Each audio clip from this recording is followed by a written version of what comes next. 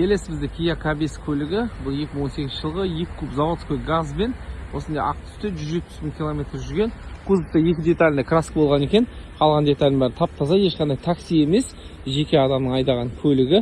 Так, резиналары R16 дискі, резиналарының қалдығы 90% өте жақсы. Сыртында бір-екі замечаниялар бар. Айталық, мына бір есікте, мына бір жерде бір нәрсе тиген жер бар екен, кішкене. Мелочтар, бір красканы ілесуді талап етпейді. Артыңғы парктрониктарымыз бар. Артыңғы выхлоп. Асты жақтары таза. Артыңғы камерасы, багажник, газовый баллон арқасында орналасқан. Запасканың орны. Герметиктар барлығы өз орнында. Артыңғы болттарымыз бұралмаған таза. Екінші қатар. Дверной карталар тап-таза. Екінші қатар сплошной диван. Резиналар тап-таза, шытылмаған, езілмеген, заводской поликтармен салоны тап-таза. Бұл бастапқы комплектация, базовый комплектация, бесключевой бар. 2018 бетка бойынша полный электропакет, плавающий сиденье жоқ, то есть мынандай сиденьелер ручной. Мына жерде кішкене сөгілген жер бар екен. Мына жерде ауыстырып қоя салады, кожасын.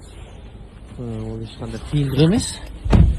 Полный мультируль, 170 000 км, заводской пробег. Алдыңғы панельдеріміз барлығы тап-таза, ешқандай жыртылмаған.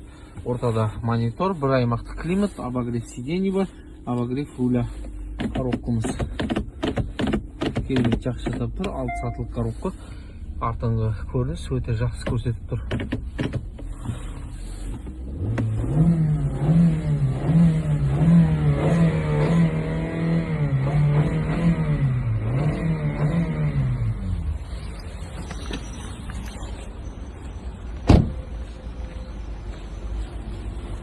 Капоттың астын көрсетіп кетейін.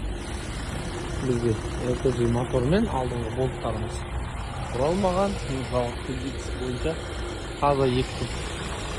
Моторымыз керемет жасап тұр, ойдағыдай қазір ғана оталып жатса, дауысы өте жақсы, тынық, майысулары барлығы өз орнында.